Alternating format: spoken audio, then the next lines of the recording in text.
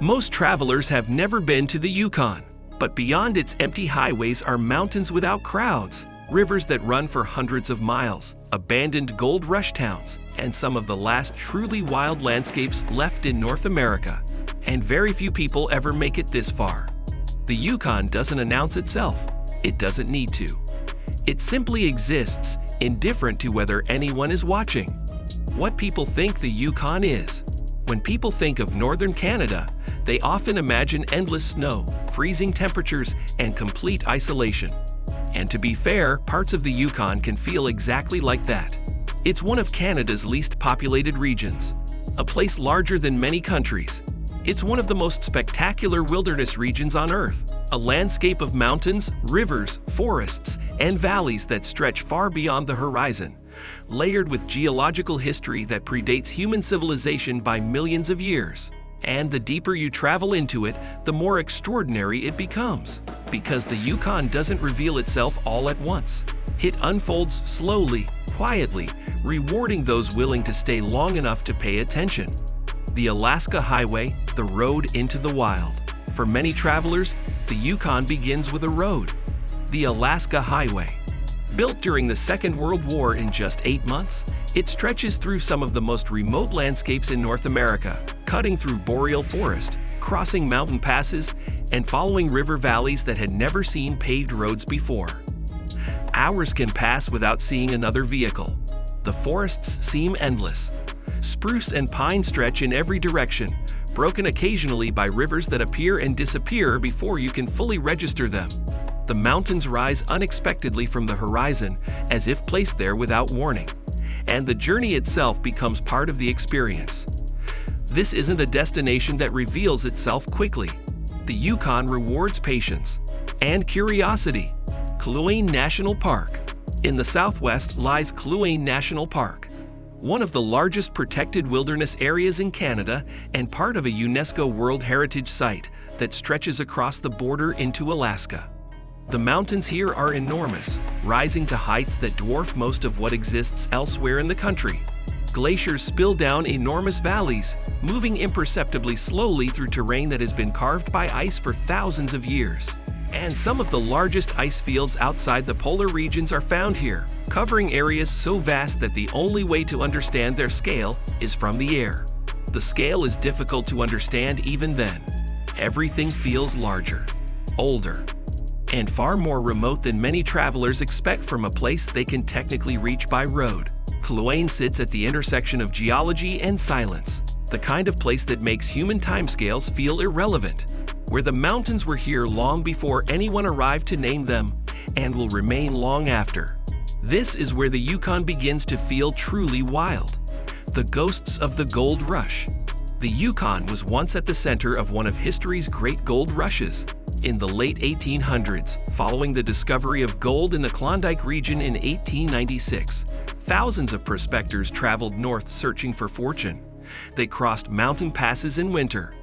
They built boats and navigated rivers they had never seen.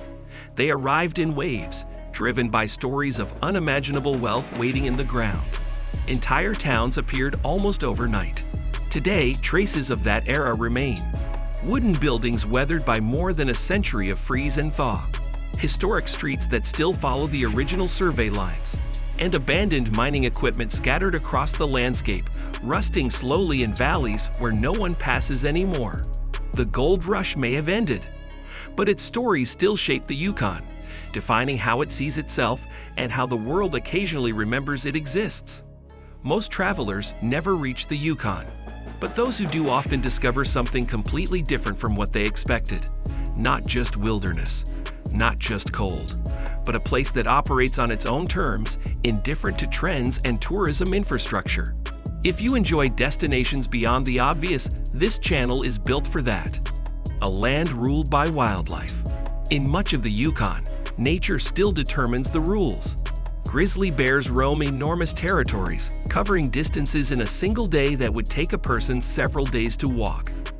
Moose move through wetlands in the early morning, standing chest-deep in water with a calm that suggests they have never once felt threatened by their surroundings. Caribou migrate across vast distances in herds that can number in the tens of thousands, following routes worn into the land by generations of animals moving long before maps existed. And eagles circle above rivers filled with salmon during the summer runs, when the water itself seems to move. Human settlements remain small, and the wilderness remains dominant. It's one of the few places where people truly feel like visitors, guests in an ecosystem that was never designed to accommodate them and functions perfectly without their presence. The northern lights and the winter sky. Winter transforms the Yukon completely. Temperatures fall well below freezing, sometimes dropping to levels that make outdoor activity a matter of careful preparation rather than casual spontaneity. The days become shorter, then very short, until the sun barely clears the horizon before retreating again. Green waves move silently across the darkness above snow-covered forests and frozen lakes that reflect the light back in fractured patterns. And the absence of city lights makes the experience even more extraordinary, turning the sky into something that most people living in populated areas have never actually seen. For many travelers, this becomes the moment they remember most. Not a photograph, not a story to tell, but a specific few minutes standing in the cold, looking upward, completely unable to speak. Rivers, lakes, and endless space. Water has always shaped life in the Yukon. The Yukon River stretches for more than 2,000 miles, beginning in the mountains of British Columbia and flowing northwest through the territory and into Alaska before reaching the sea. For generations, it served as the primary highway through a landscape that had no roads. Indigenous communities built their lives along its banks. Gold Rush prospectors navigated its currents, and today it remains one of the great wilderness rivers of the continent. Lakes appear between mountains, many of them unnamed, accessible only by floatplane or multi-day overland routes that require serious preparation. And entire regions remain accessible only by boat or aircraft, existing in a kind of deliberate distance from the modern world that feels increasingly rare. The scale is difficult to comprehend, because very few places on Earth still feel this empty, and this free. Free from noise, from crowds, from the constant background hum of civilization that most people have become so accustomed to they no longer notice it's there until, suddenly, it isn't. Why more travelers are seeking remote places. In a world that feels increasingly crowded, places like the Yukon have become more valuable. Travelers are searching for space, silence, and experiences that feel genuine rather than performed for an audience. The Yukon doesn't offer luxury resorts with curated views. It doesn't offer famous landmarks surrounded by guided tours.